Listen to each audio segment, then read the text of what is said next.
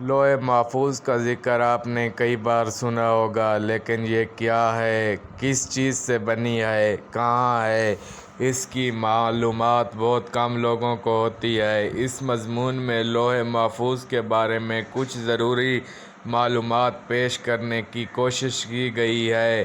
نام اور وجہ تسمیہ: لوح عربی زبان میں تختی کو کہتے ہیں۔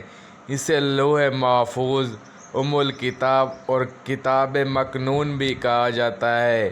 شیاطین کی دسترس پہنچ اور کمی بیشی سے پاک ہونے کی وجہ سے اسے لوح محفوظ یعنی محفوظ تختی کا نام دیا گیا ہے۔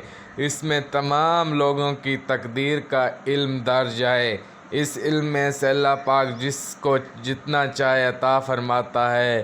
لوح محفوظ مخلوق کی دست و برد سے محفوظ ہے، نہ اس میں سے کوئی چوری کر سکتا ہے اور نہ تبدیلی۔